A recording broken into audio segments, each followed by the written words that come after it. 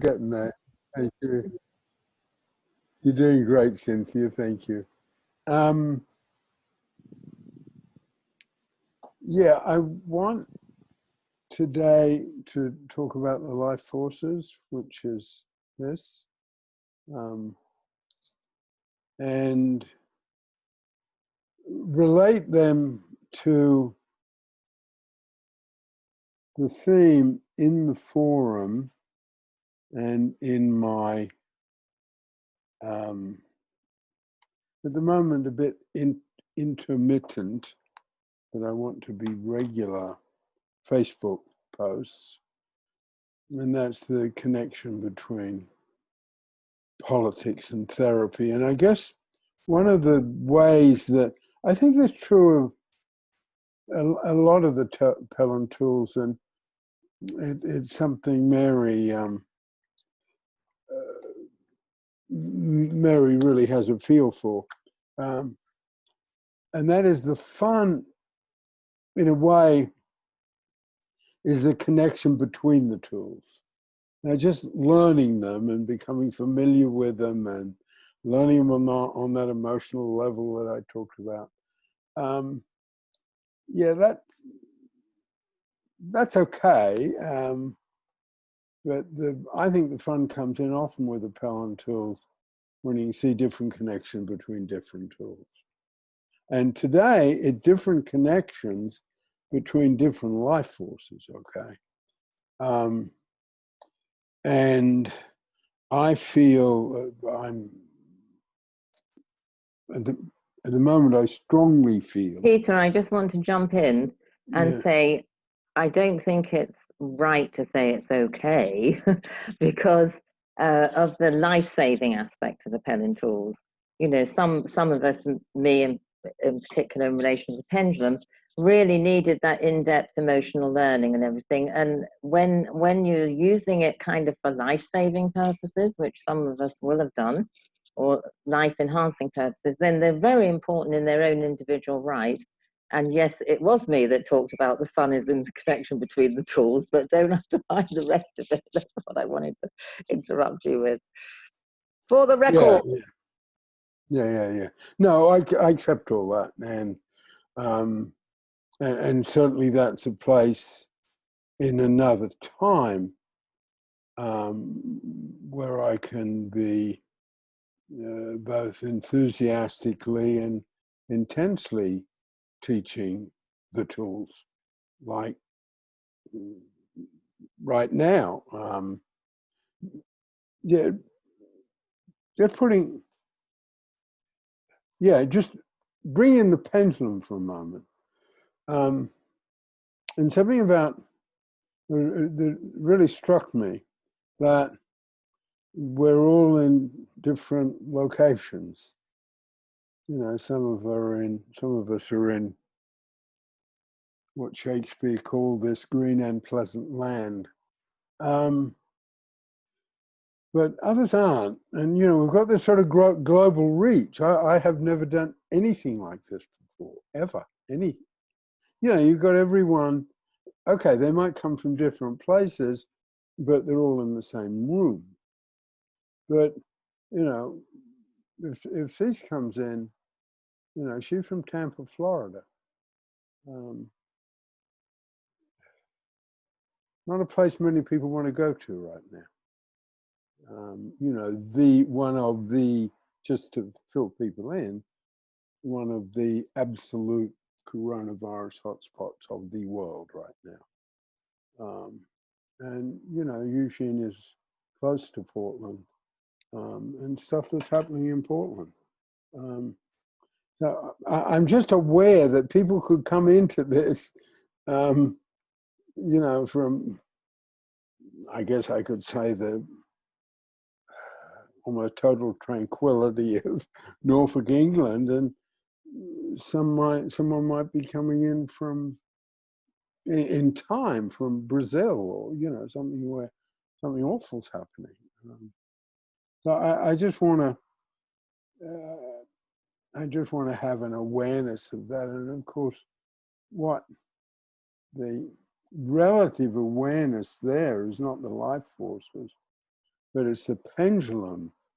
And when we're in our own pendulum, we can, and particularly if our pendulum is difficulty, being sensitive to someone else's pendulum who might be swinging for a very different reason. Or to put it another way, if we're in our own enthusiasm and that creates a pendulum swing, we could not have the sensitivity to be aware that someone's in a pendulum swing. It's about fear. So, and again, I think this is to bring that over in today's talk part of it. The caring life, the life forces. You know, in the caring life force, we will put our own pendulum aside, our own enthusiasm aside, if someone else needs us to be there for them because they're in a vulnerable and fearful place.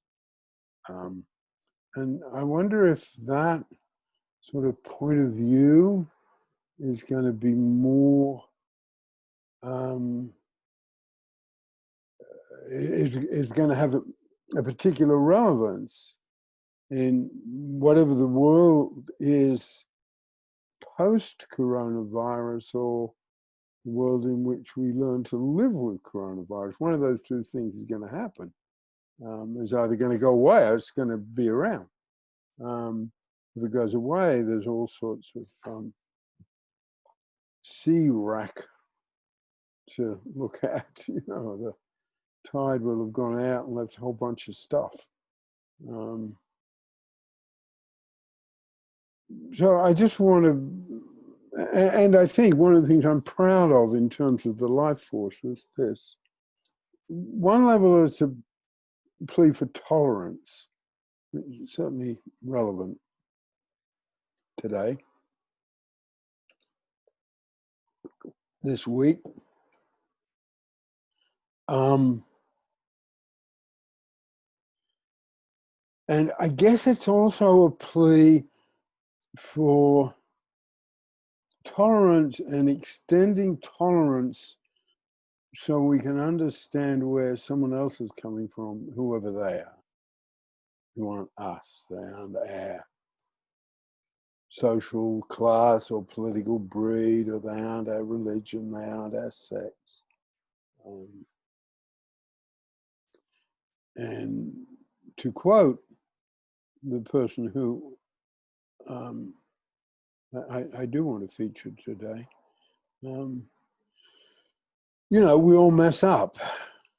You know, the person I'm quoting there is Alexandra Ocasio-Cortez, who made a speech this week that I think is historic.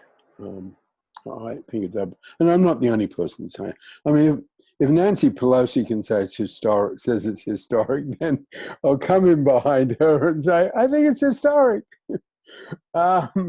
Yeah, I'm not the only person saying that. And for those who might not know what it is, and she says this, she says this in the floor of the House of Representatives. I was described as a fucking bitch. She said the word, she didn't say bleep, bleep. All the newscasters are going bleep, bleep. But she said the words, and then she made a speech about sexism and oppression of women, and oppression of women by men of power.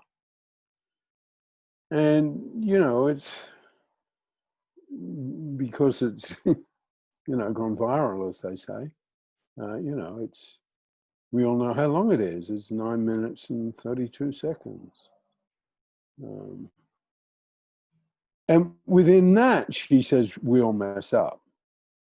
You know, and if we mess up, we have to apologize. But she also says that, which I guess is the theme of this particular combining AOC and John Lewis and the Pelham life skills, life forces. It's looking at two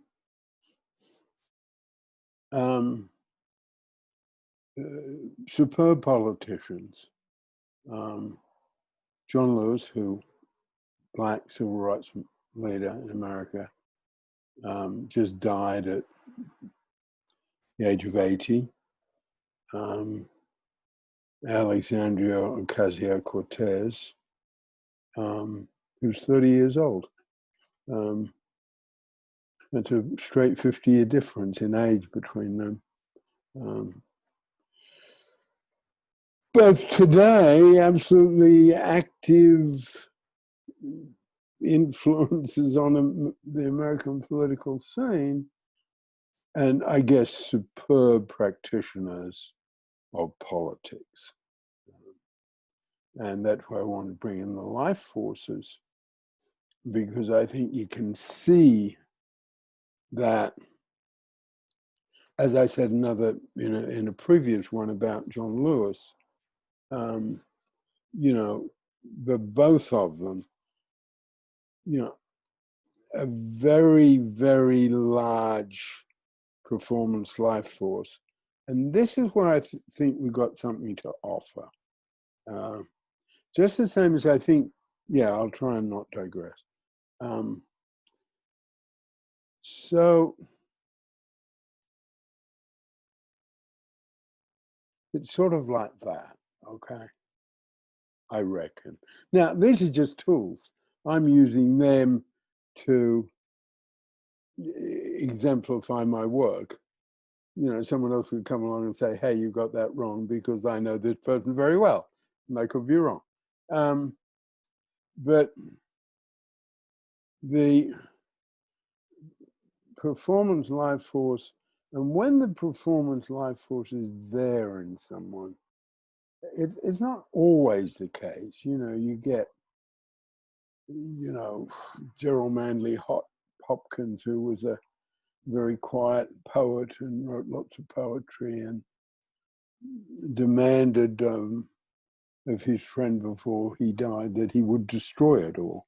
And his friend didn't. I think I've got that right. So we've got Gerald Manley Hopkins poetry.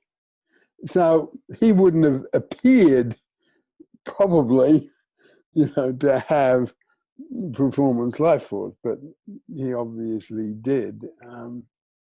The performance life force is the, Renaissance artist who's carving a statue way, way up at the top of the cathedral that no one's ever going to see except God, but still carves that statue as well as he can carve it. So there's a certain, it's example I've used before, when someone asked William Faulkner when his books were all out of print and he was drinking too much. So why do you keep doing it, Bill? No one's interested. And he said, when I'm gone, they will remember me. And, this is sort of the power of the performance life force. You can feel it in someone. And I think, I don't know what it was like for Nancy Pelosi. I imagine it was not an easy moment when she heard that speech, because this is someone who's competitive with her and 45 years younger, I think.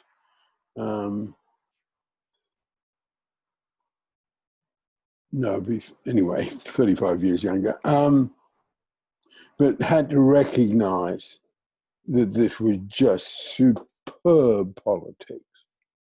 I'm a fan of this young lady, and I probably watched it 6 times, but I think there's something about it. I don't think I'm the only one.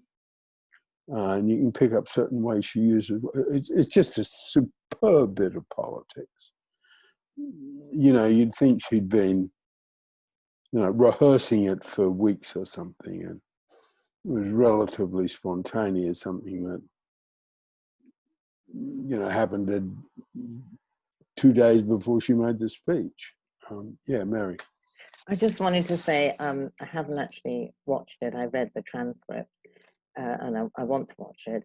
And the bit that struck me most forcibly as a woman was the transparency about, well, I Right. thought I wouldn't say anything because it's just part of being a woman or something like that. And then she changed her mind. And I thought that's the sort of thing that men anyway, but certainly men in power don't often hear. They're not very good at imagining what it's like. It's very parallel, I think, to white people not being able to imagine what it's like to experience being black unless you make the effort to do it. Yeah, yeah. I think coming in with our theme of transparency, because you're totally right. And there's one moment, it's hard to pick, it's hard to grab, but she's talking about her father. And I reckon she's tearing up at that moment. It's in her voice.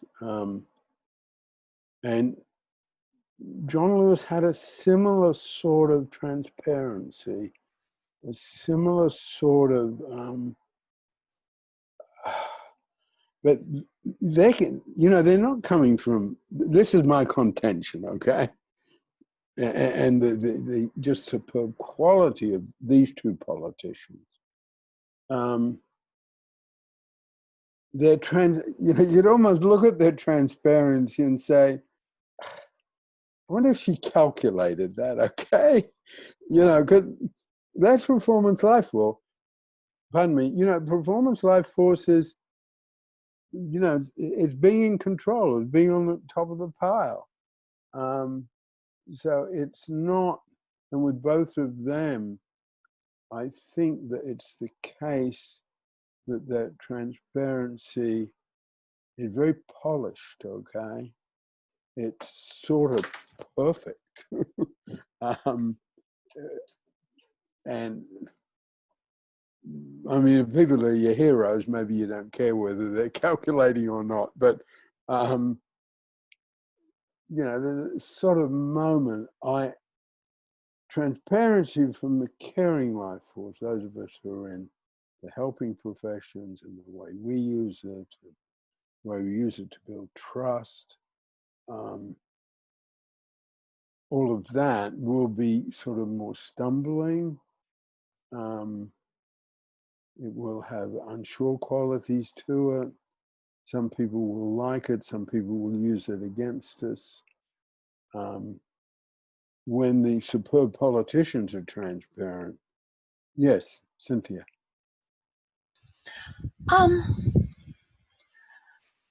When you're talking about the politics are rehearsed, and I was thinking about when I was very involved in the marriage equality. I think it's different. I think when you're dealing with somebody who's dealing with there's woman, black person, gays and lesbians, somebody who is, I think there is a certain performance life force, but it's not just a polished, I want to get power. There's a certain purpose, and a lot of times you're fighting for things that you should have just been given. It's kind of almost ridiculous that you have to fight to not be sworn at and to not be subject to vulgar language. That's not something you should have to fight for. You do. No, you're right.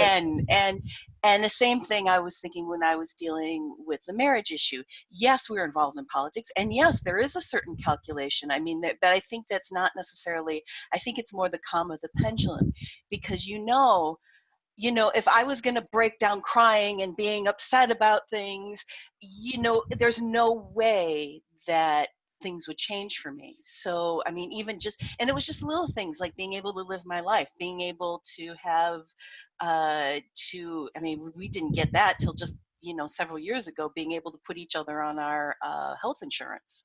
Yeah. you know, and those kind of things.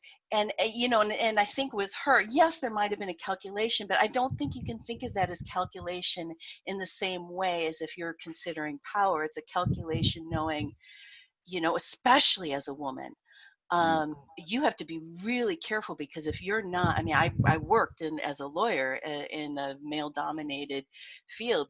If you got angry, you let your pendulum get too high, nobody would listen to you. Yeah. I mean, and men could get away with a lot more than women ever could. And I don't know. I'm sorry. I think my pendulum's No, going no, no, no. It's bit. relevant. But that whole thing. I mean, I remember when we were dealing with, you know, the marriage issue, and they were voting whether to make it a constitutional amendment, and my spouse and I were like, you know, this is really tiring that other people are voting on my marriage. You know, the only two people who should have to vote on it are me and her, and we both voted yes. So, you know, I mean, but maybe that's the carry. So I'll be quiet because I think I'm going Well, off. no, it's relevant because I think, you know, that's the caring life force. And, you know, if you don't mind me saying, the caring life force was the bit that meant that being a divorce lawyer wasn't the right career for you. You know, it's got some nice explanatory stuff. Okay, you know, I'm, you know, very interested in politics, and as a student, and I guess I want to bring it into my work, because then it's not so much it's part of my work, not just a hobby. I mean, it's quite self-serving.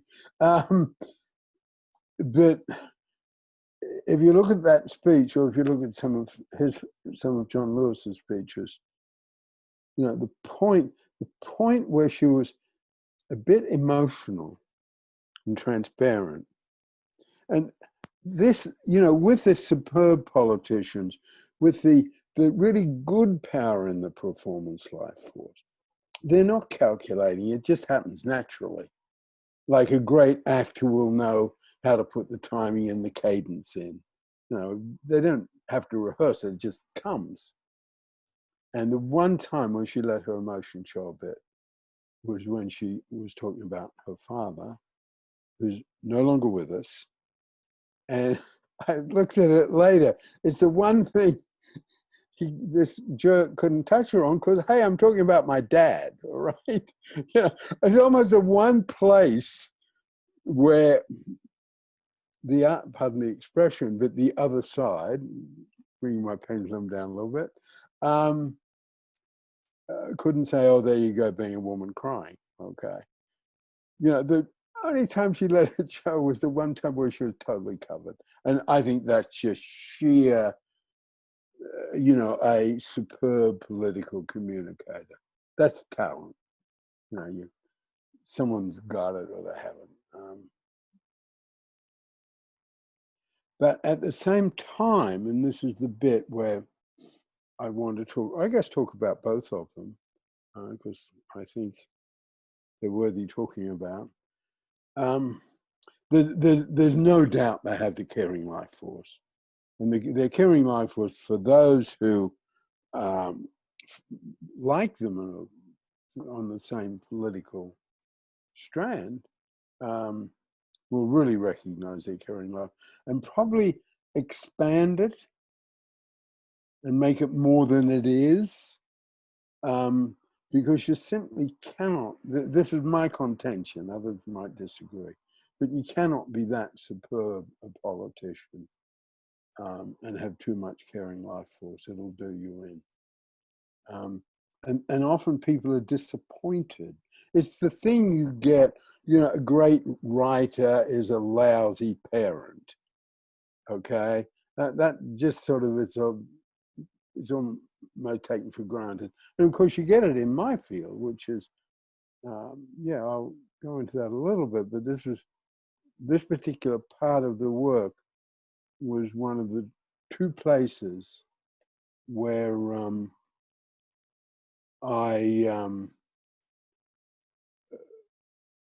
I saw the total worth and unusual worth of David Pellin, okay?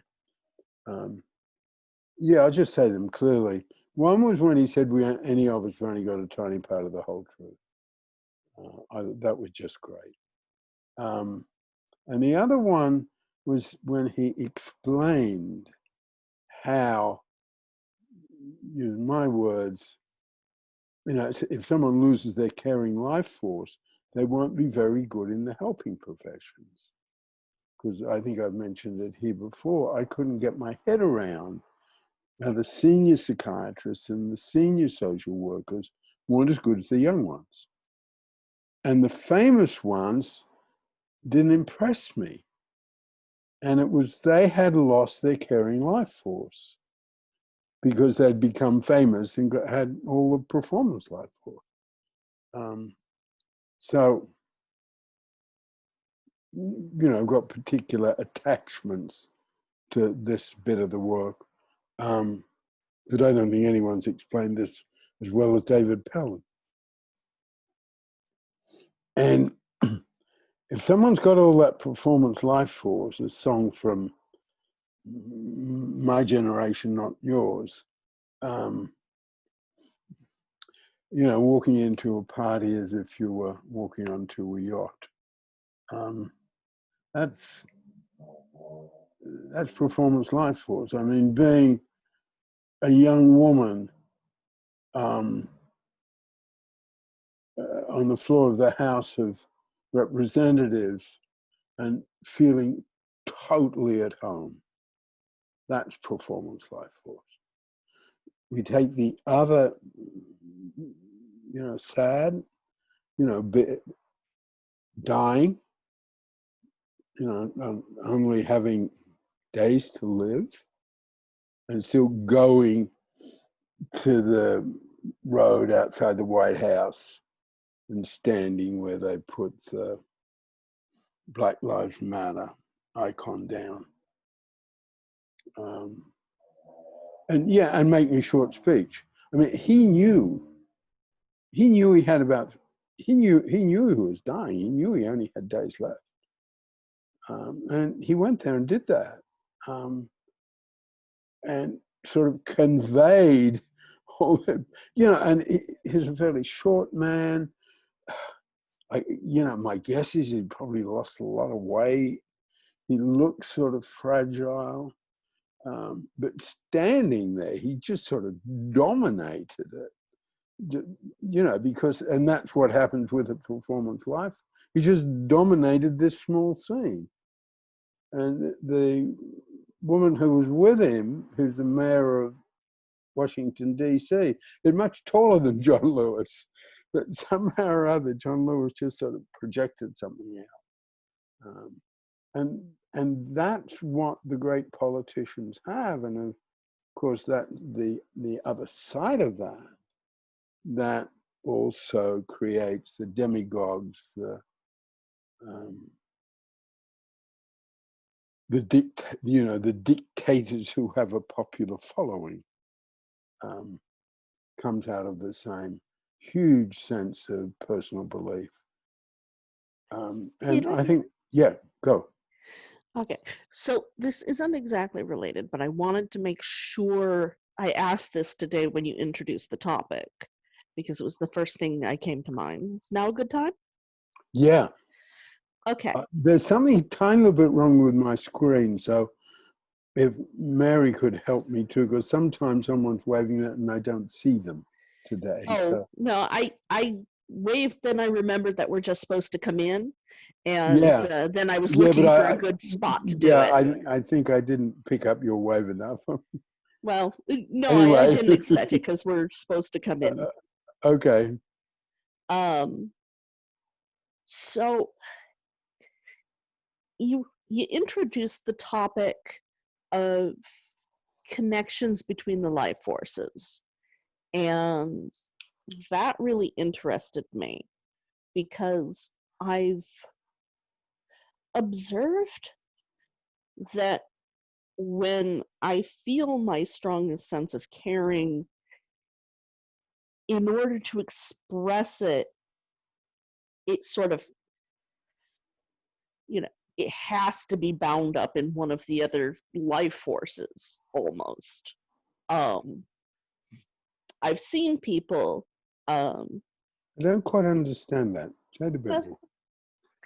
I've seen people like yourself and like Mary who are good at expressing caring life force almost undiluted, just straight caring life force, straight connection and listening. And I've noticed that for myself, I feel very uncomfortable doing that. But I do care a lot, but it has to express itself through material means or through performance means. And I can do that skillfully. I can plan a party and organize it for somebody who really needs to be celebrated on their birthday, and they'll feel great about it. I had a friend who came out as asexual, and my first response was, "You want me to bake you a cake?" Okay. I love it. Go on. He thought I was kidding, and I was quite offended because I do not joke about cake. Or, I've learned to be brave about the performance life force for the sake of others. I've actually been kicked out of spaces where people thought I was stupid because I took it on myself to ask the stupid questions because I could probably determine what someone meant.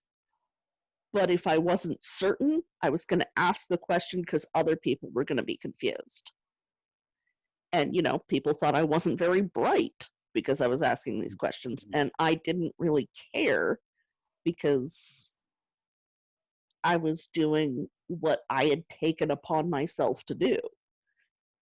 And it feels very performance to me. But, just being a crowd of people saying happy birthday, I feel so awkward. So it's like this caring life force has to express itself paired with something else. And I wondered, am I onto something? What do you think? Is that the caring life force? Oh no, you're absolutely onto something. And I want to sort of answer it directly, but it also absolutely relates to the topic. Because what it is that it's memory links, okay? I mean, because I want to go into the memory links of those two politicians in a moment.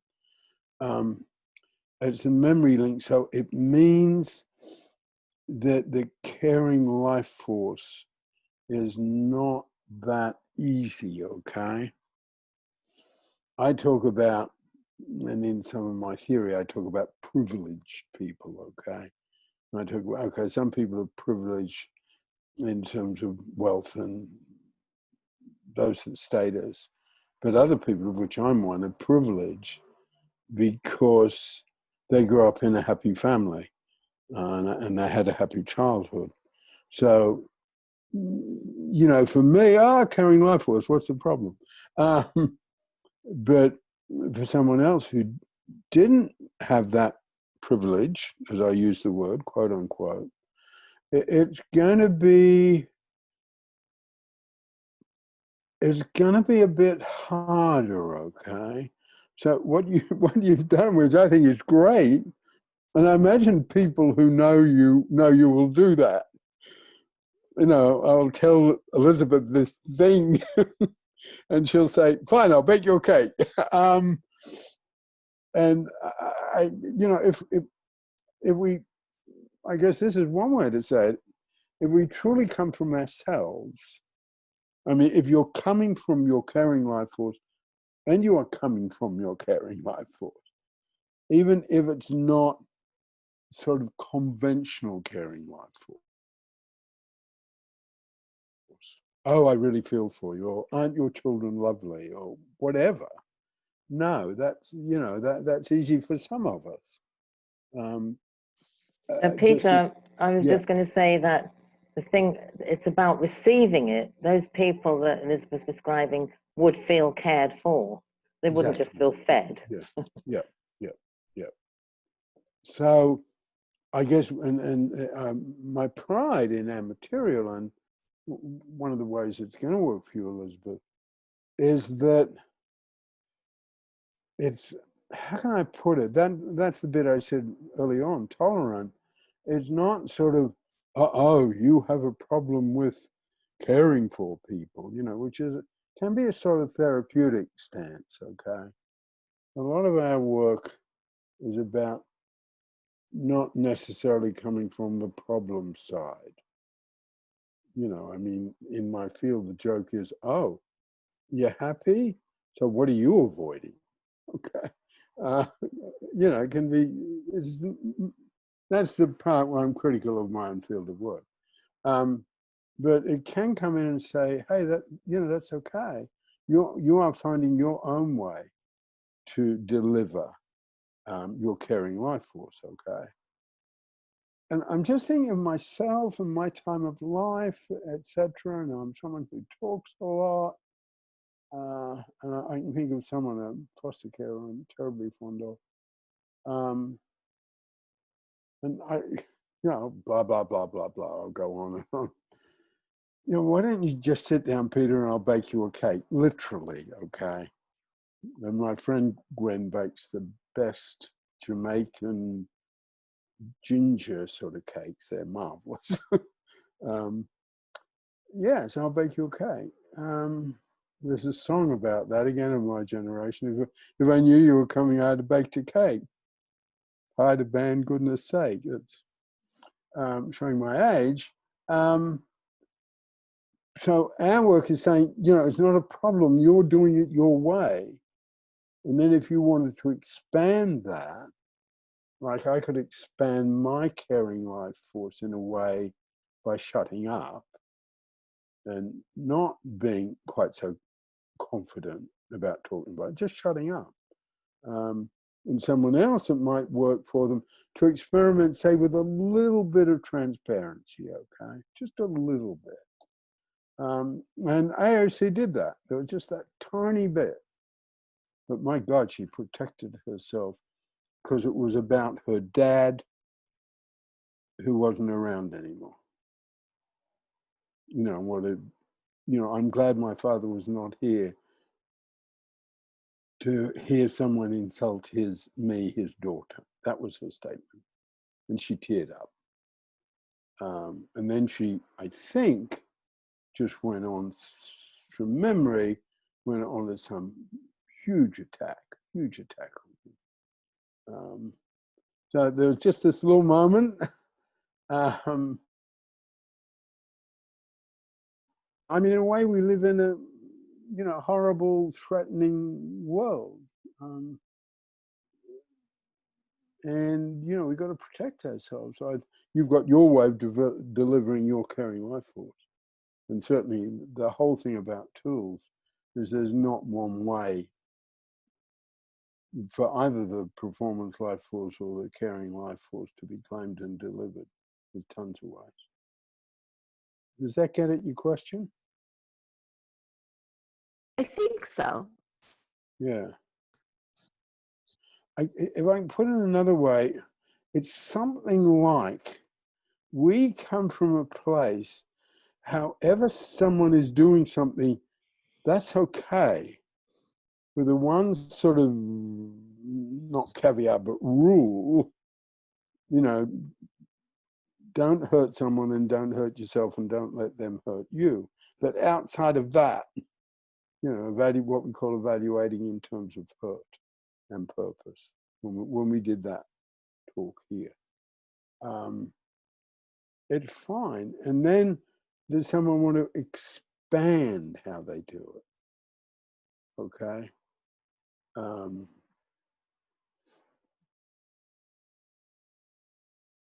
Go ahead, Cynthia. You've got a nice gap now. Oh, yeah. No, I was just thinking about what Elizabeth said.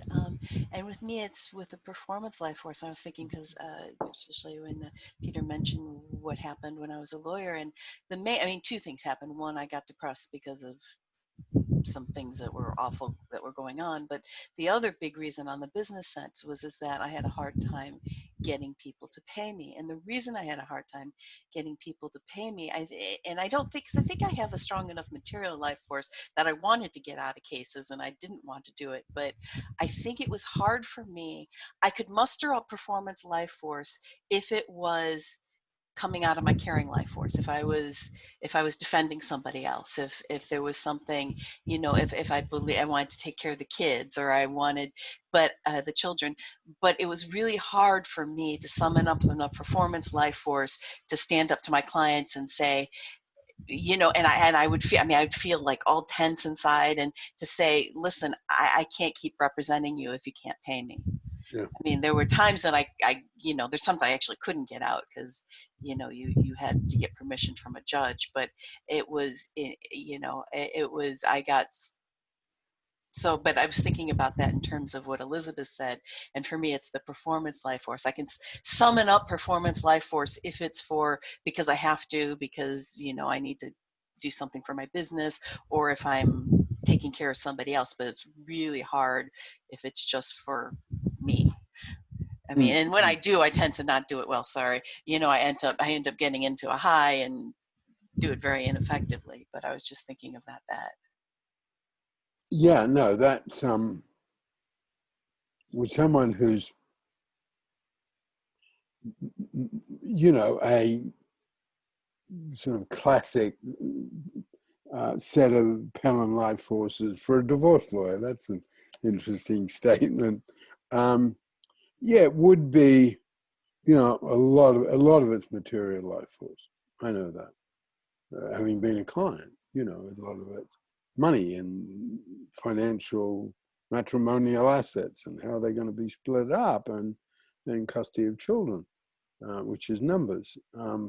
Anything in the material life force can be counted. I want to bring that bit of the material life force into the political thing in a minute.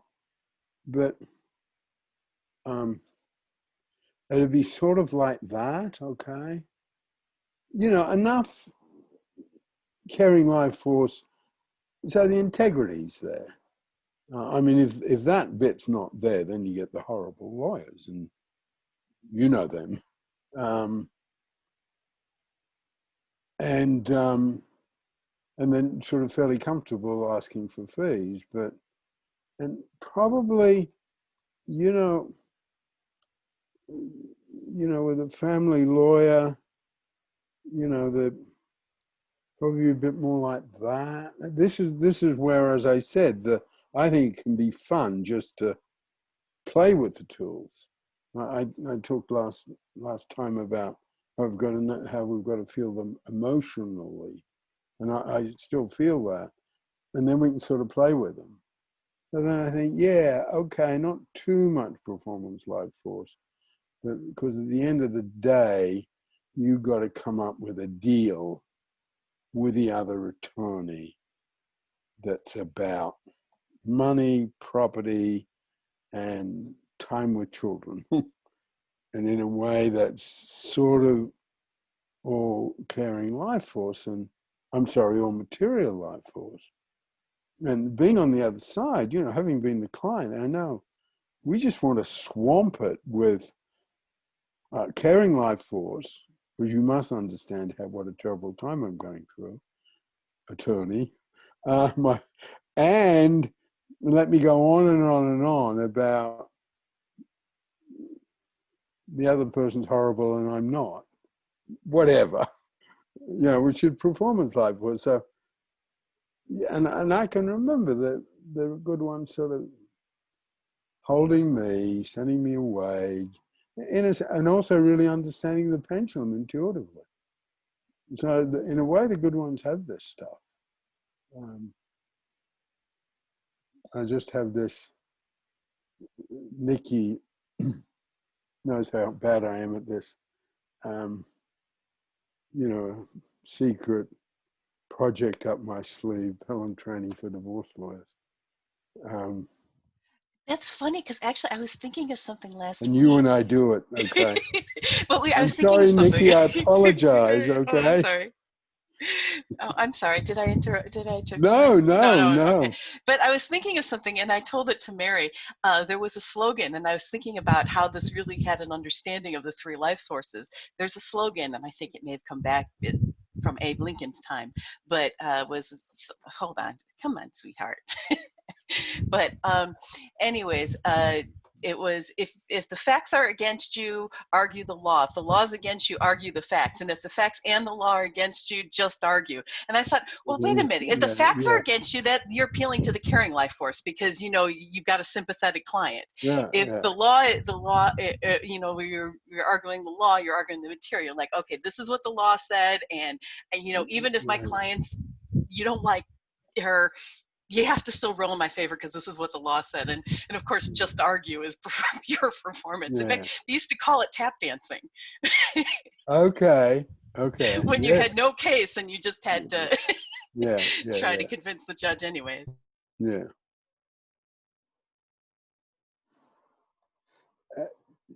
Just saying, does anyone else want to come in?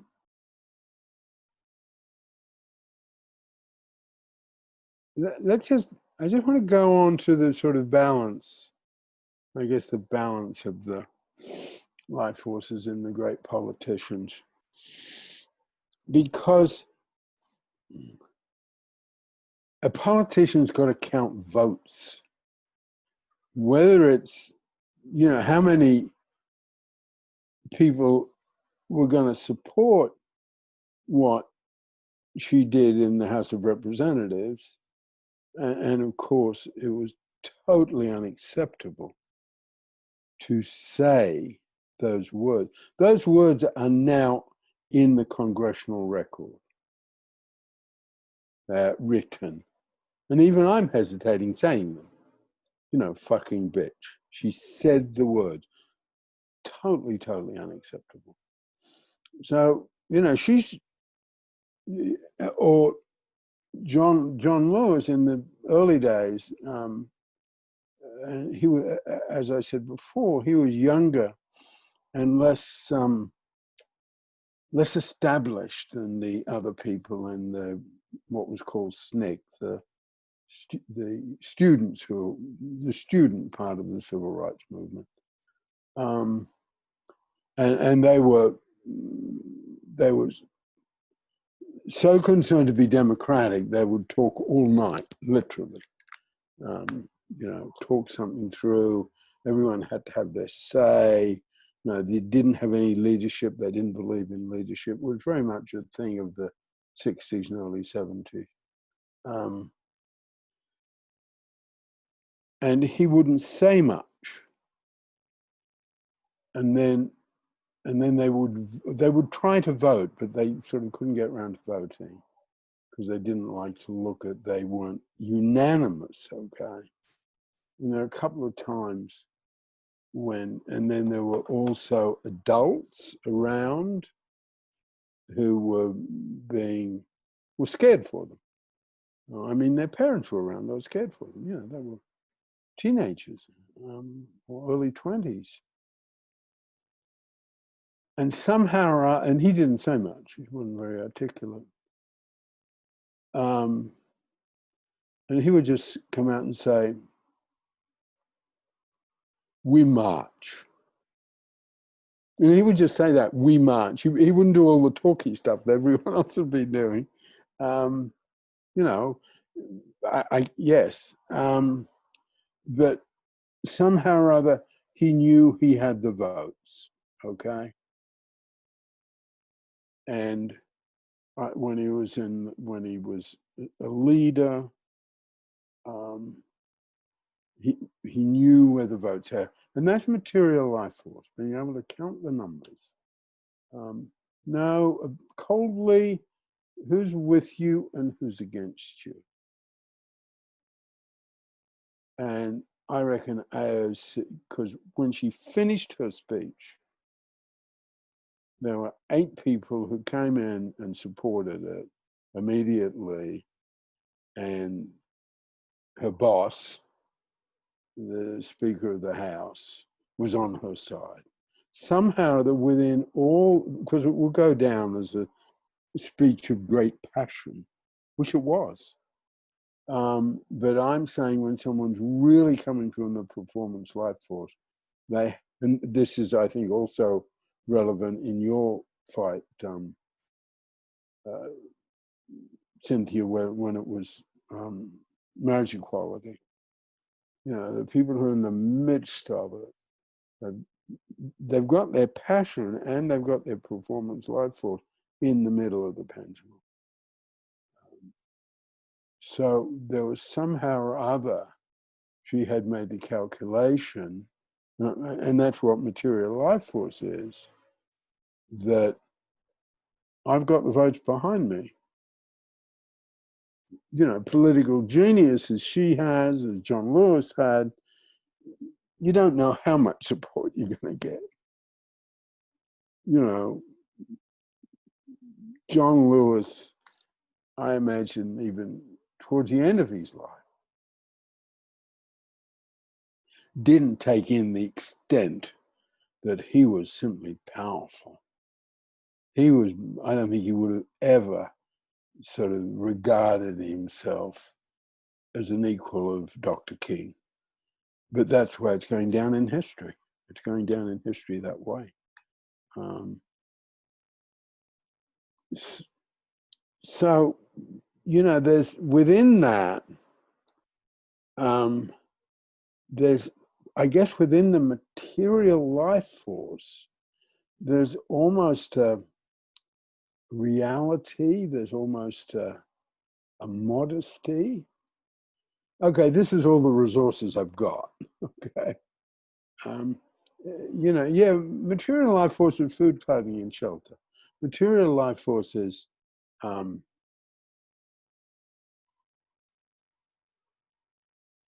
you know, will I survive? Okay. And I think both these superb politicians, one who'd passed away after a terribly long career, other one had just 2 years into her career,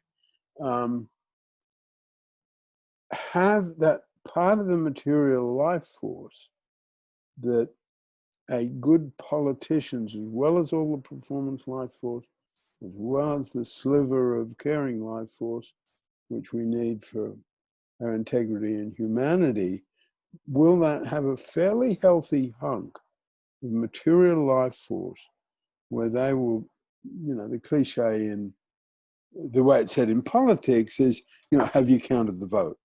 You know, have you counted the vote? Do you know the vote? And if you got too much of that, and this is just sort of using these people to explain the material, okay?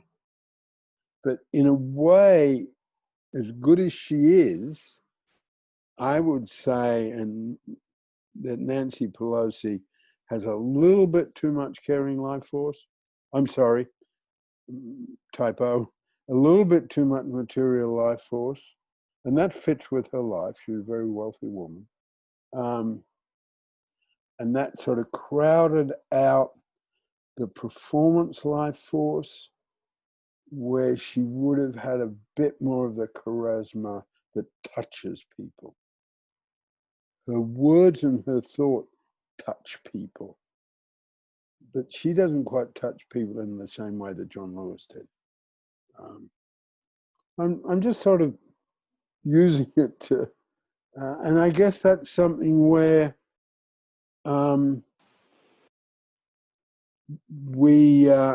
I guess what I'm saying is these tools have something to offer, because there is a competition, and there was a competition right from day one. I'm sure I'll never be bold enough to do it. I have lots of good ideas and then I don't do them. But if you take the caring life force, and I send an email to Nancy Pelosi saying, all you got to say to AOC is, I want to teach you everything I know. And it will grab everybody, okay? she's got a sort of, I've got the votes and you don't. Okay. And I imagine it comes down a little bit to I've got a lot more money than you have. There's not much evidence. FDR's an exception. John Kennedy. Well, no. I was going to say there's not much evidence that wealthy people hit the heights of politics, but I think I'm wrong there. Just that's a wrong thought.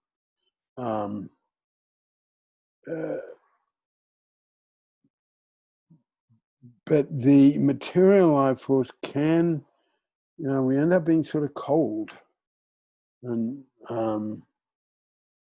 that can prevent, on a political level, that can prevent someone's sort of power coming out. Barack's got a little bit of that. His, no drama Obama, his aloofness, without a drop of scandal. He's still a millionaire. That might be unique. And there's some sort of bit that, him having a few more edges, unpolished bits, and his career has been so sort of, hasn't made a wrong move. There's no awkwardness in it. From one admirable thing to another admirable thing to another admirable thing, and misses out on something that I guess attaches politicians to people. And of course, talking about that, because one of the things that we teach in the life skills, in the life forces, is that people who've got a lot of performance life force are very good at sort of appearing to have caring life force and not have very much of it. The worst of that is a con man. Someone who can get people to fall in love with him and then he'll take all their money. Because they can put on a fake caring life force.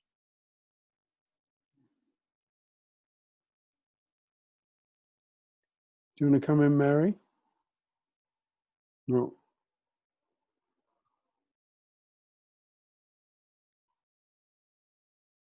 I'm just pausing if anyone would like to come in, or if I could say. Okay. Well, just something sort of humorous. Yeah. What the movie called with Steve Martin and I think it was David Niven, and they were both con artists and they were in competition. Do you remember that one? It was definitely Steve Martin and I think it was David Niven, and it was so funny because they both pretended to care so much, for this very rich lady. It was just adorable, I've seen it a couple times, but that's the ultimate con man, right? Yes, the absolute ultimate con man. Yeah. So good with the performance life force. Yeah. And I care for. I've got your best interests at heart, and obviously, right, exactly. The person we're not talking about today. Oh, right. Please no. Yeah, exactly. Actually, I have another question. I know we're not talking about purpose, but to me it would seem like, and I think that was like my first statement, but I didn't have the words for it then. Where does purpose fall in? Because to me, there's a big difference between somebody who's got a good purpose with any of the life forces. Well, caring, your purpose is caring for another, but performance and material seem to have a different quality when somebody's got a purpose behind, when it's infused with purpose rather than it's like a performance, both material and performance. But when there's, you're fighting for rights, or you're fighting or you're standing up for something that's wrong versus you're just performing because you want applause. It seems different. I don't know how it's different, but it feels different. Oh, no, I think you're right. Well, in a way, I guess we, sort of rough brush stroke, in a way, sort of purpose is everything, okay? And this is almost a way of analyzing or understanding purpose. And I think you're right. And even when it's on the other side,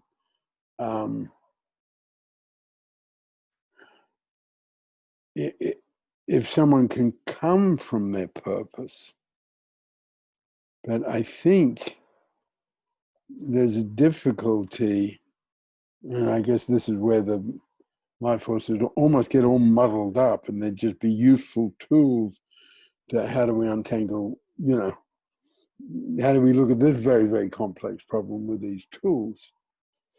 Because I think that there's something that the link between purpose and the performance life force is very clear.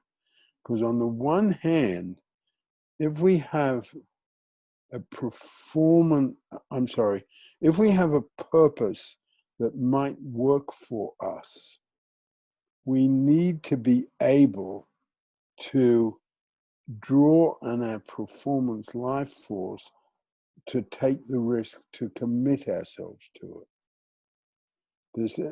I parallel that in another part of the work to it's like, there's a part of performance life force that is necessary in starting a relationship, because sometimes we've got to be able to take the risk, and sometimes we've got to be able to make the commitment. And there can be almost the worst part of, I guess, putting it sort of, again, broad brush strokes, the worst part of performance life force is bullying and abusive domination. The worst part of caring life force is being wishy-washy, okay? So if someone won't quite make a commitment, Henry James wrote a great short story. I can't remember the title of it, but and it's just a short story. The plot of the title is that this man and woman are really, really good friends for decades. And then she dies. And as he's at her funeral, and he's always talking to her about, he knows there's something he should do in his life and he hasn't found it. And they have these conversations, and they're very close friends over all this time. And as he's looking down at her grave, because she died relatively young, he realizes that, what he should have done was married her. Okay. It's a better short story than I can summarize it. But so there needs to be a performance life force in making a commitment. And so I draw that parallel to relationships, but it's true elsewhere. We come across something that we're really interested in, but we don't quite make the commitment. And we lose the chance. Because my point of view is that there is a purpose out there for everybody. And I'm an optimist. But when it comes along, you might have to go for it, rather than think, oh, I'll wait till another one comes along. Might not work out. Now that's sort of a different use of the tools in a different way. So purpose and the life forces are really, really connected. And, purpose can be important in helping us define our purpose, helping us understand it, helping us because I guess I've always known that there's not in my skill set, not in my personality, to be a politician, okay? Or even to work in that field. I've known people who had all the talent and all the looks. And, you know, London's one of the theatre capitals of the world, if not the theatre capital of the world, you know, London and New York. But they didn't have, yeah, Joe.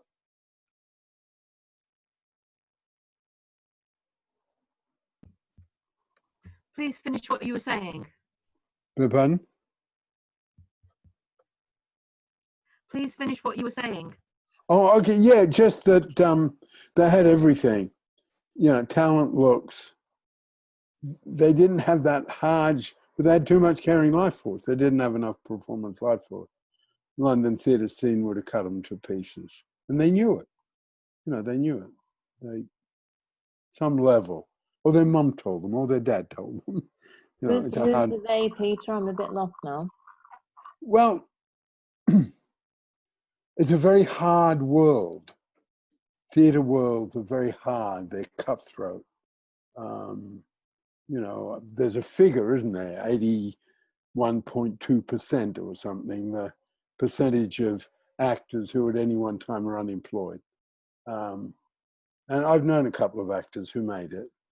And yeah, you know, they don't have that much carrying life force. You can't afford it. The world's too hard. Yes. And that's particularly true of women, but not just true of women. And of course, Harvey Weinstein, you know. Sorry, Joe. Can you hear me okay?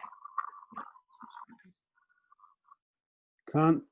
Can you hear me okay without too much background noise? Almost. Just go.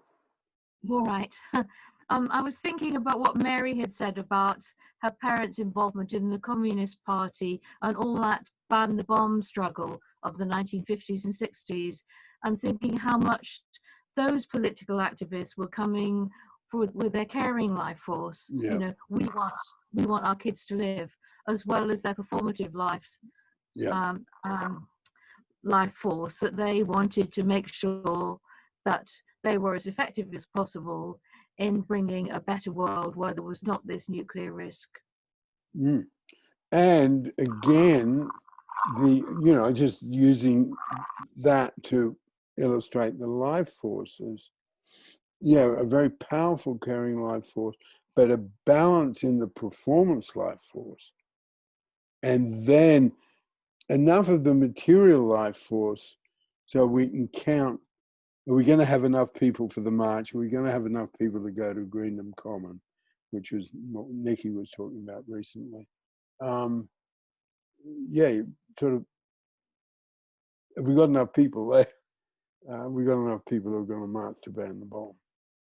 And that's a real example of the combinations of them. But you got to have the hard discipline of anything in the performance life force has a really hard discipline to it.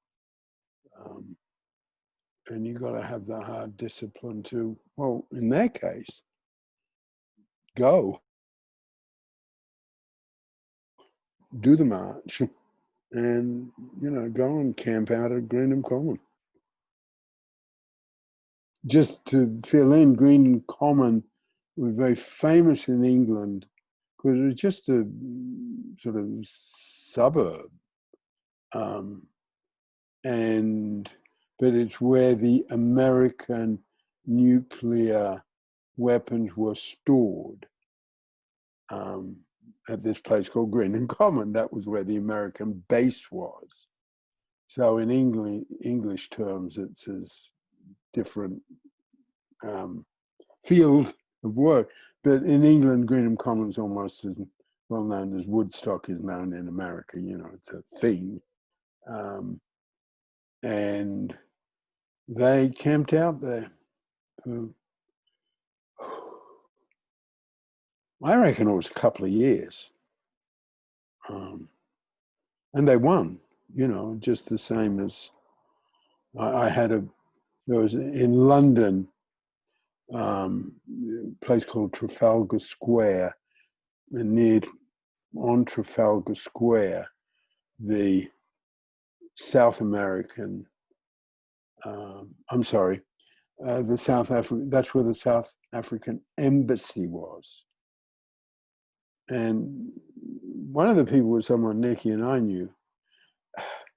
There's always someone outside the South African embassy, 24 hours a day. There might be just 3 or 4 people there. Free Nelson Mandela, free Nelson Mandela. It was hopeless. They looked pathetic. They looked more pathetic when it was raining. And they won. But when they were doing it, and that, in some sense, that's some sort of combination, like you said, of caring life force and performance life force that I'm in awe of. I mean, what they were doing looked hopeless. And because there are so few of them, yeah, Joe.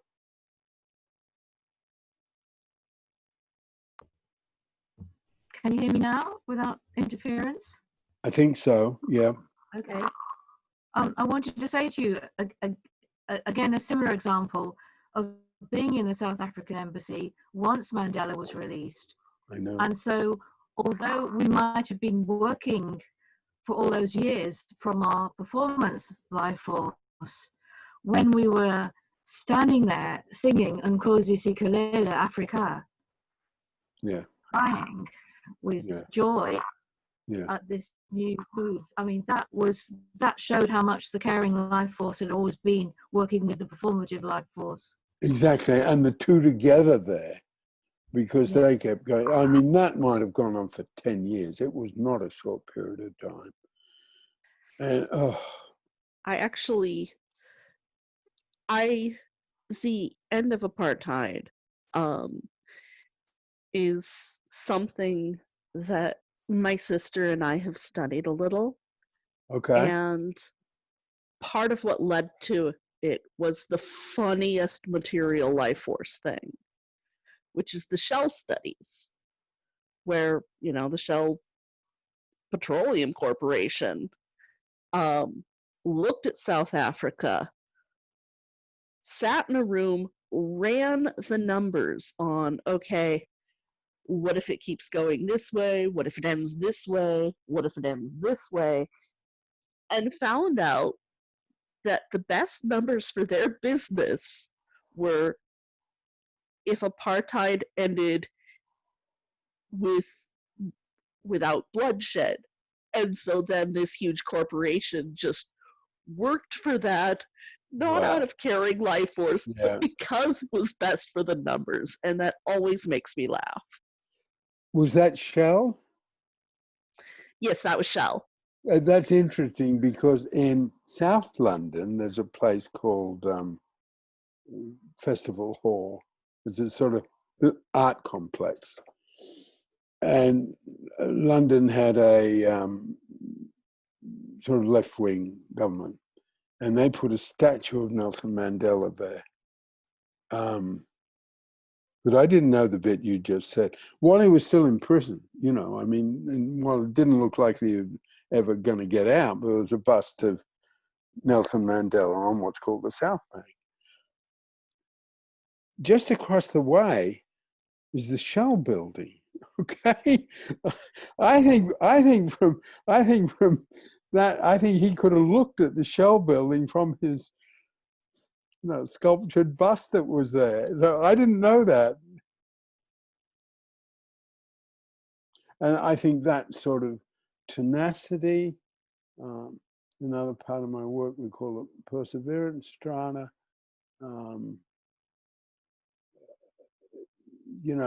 John Lewis had it all his life, and it entailed, terrible pain, injuries, beaten up. Just staying with Nelson Mandela a bit, there's a personal bit, because as I said, I'm an optimist and still a student of history. And I used to say to myself, I think I wrote a piece on this somewhere once, some sort of newsletter type thing before the internet. I can keep on my political optimism if Nelson Mandela dies in his bed. And he did. Okay, it was really important to me. Gandhi didn't, Dr. King didn't, you know, John Kennedy, Robert Kennedy, whoever. So no, I really like that you and your sister have studied that.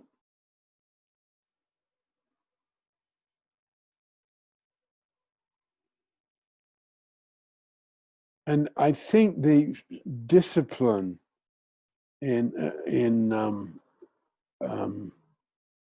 yeah, because I'm taking to a totally established heroic figure in John Lewis and a pretty important young heroine in AOC. They have the discipline that you need in performance life force. You can't be just caring, you've got to have that hard-edged discipline. You've almost got to have the discipline that on some level you're sort of standing alone. I'm not saying other things aren't important, but just on some level you're standing alone. Yeah, it's the same performance life force. At the point when Serena Williams walks out on the tennis court in Wimbledon, she's standing alone.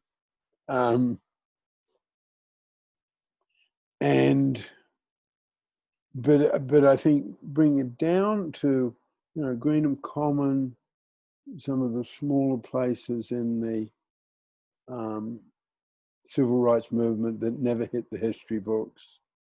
The people who stood outside the South African embassy in London for year after year and demonstrated against Nelson Mandela's imprisonment. The grit is the performance life force. And we don't all have it. Everyone's got a different role to play. We don't all have the same role to play. Joe. Do you think the performance life force in a way equates to the new word that's used now, agency, particularly talking about women's agency? Yes, I would. And I think it's interesting because there also is a part of performance life force related to material life force is, you got to have a track. You just can't have these. You got to have party, or you got to have movement, or you got to have people behind you. And there's part of that's the organizing part of politics. So I think the word agency in a way brings those two together, because there needs to be a path forward with, or take that situation now and take it all the way back to the suffragettes. They needed an organization to take it forward. I think that saying what she said so totally outrageously in the House of Representatives, saying those words, he described me as a fucking bitch. She knew that she had the agency to say this now, okay? And that's sort of a material life force, getting from, because politics, so often starts, and certainly John Lewis, I think I've said it here before, but his first public speeches, and he writes about this. He's written his autobiography is terrific. It's called Walk with the Wind. And just as a little boy, he used to preach to the chickens because he would get him practice preaching. And he did preach to the chickens. And then he got attached to the chickens. He didn't like when the chickens were killed and eaten. He was just a little boy. But with both these political figures, and this is a bit that intrigues me sort of long term, the caring life force they got from their mum and dad, okay? and then their family. And I think there's a link between having that, growing up with that caring life force. Because no one stopped him preaching to the chickens. He was one of 10, so he was teased about it. And particularly his mother, as so many men and women of her generation, did not want him to go into the civil rights movement, because there was a very good chance he'd be killed. But when he went, he got this total support from home, okay?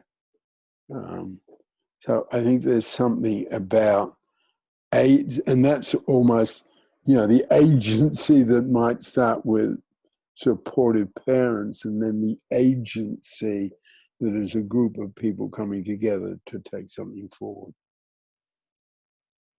So I think it's the same. No, I don't want to say it's the same. I think they're linked. I think they can illuminate each other. That's where I want to put it. Okay. Well, we'll end there. And I'm going to leave when it ends, but maybe in the time you're having the chat, Mary, if you or anyone briefly come up with what people might like us to do next time. And ending up, I'm Peter in Norfolk in England. And again, thanks for coming. And yeah, I want to keep this theme going, okay? And I guess I want to say, it's something, I guess I want to just say this briefly, but clearly. There's something that moves me a lot. I'll be 87 in September. To be absolutely inspired by a 30-year-old young woman. I mean, just something about that. I want to say that. So do you want to go next, Cynthia? Cynthia, I'm in Kankakee, Illinois, and this gave me a lot to think about. I know I talked a lot today, but this gave me a lot to think about. So thanks. Okay, Shelley. Oh, hi, I'm Shelley from Los Angeles, California. And what I heard AOC say was really about dad's caring life force, right? She said, my dad did not raise me to accept abuse. Yeah. And that was beautiful. Yeah. And that was the one time she led a emotion show. In a personal way, Nikki?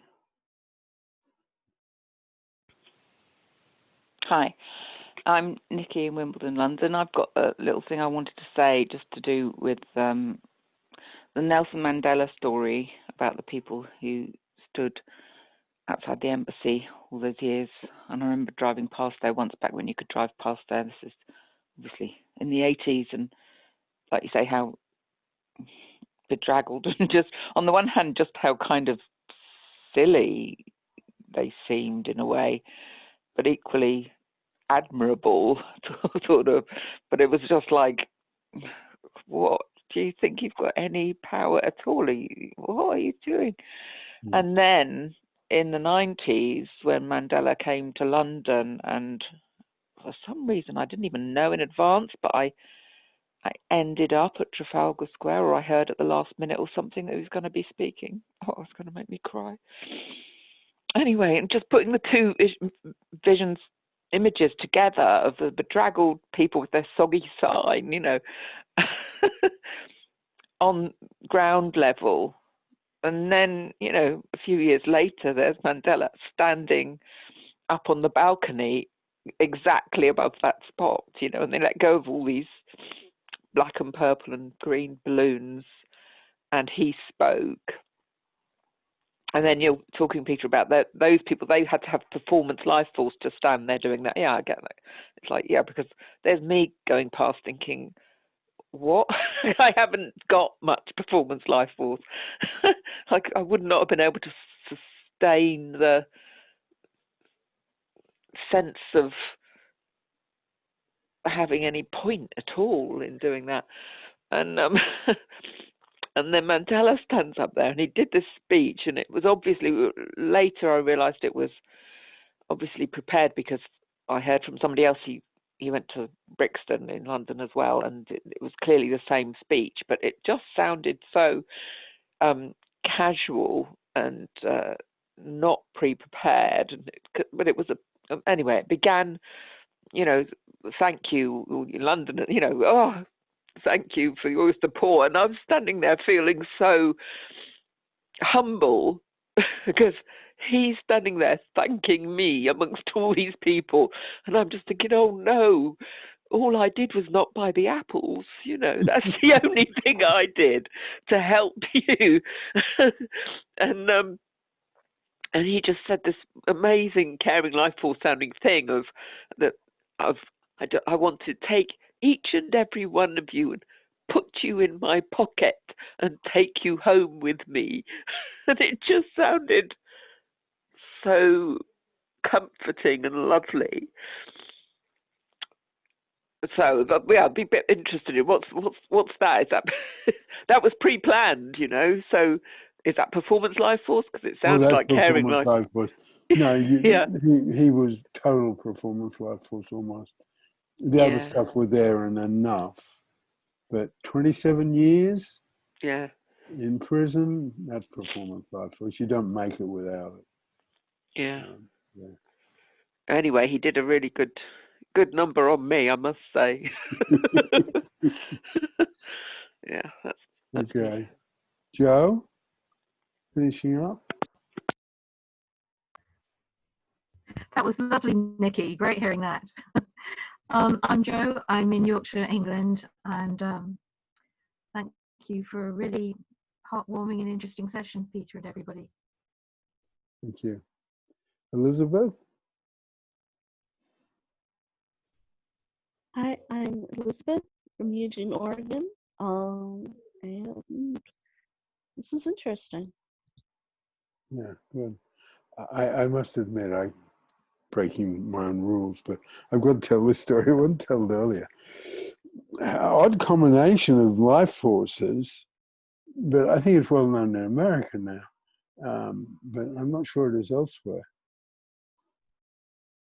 There are a group of mums who went down in Portland, Oregon, to stand in front of the federal cops, okay, who were firing, it cracks me up, who were firing tear gas at them and had been doing this for days.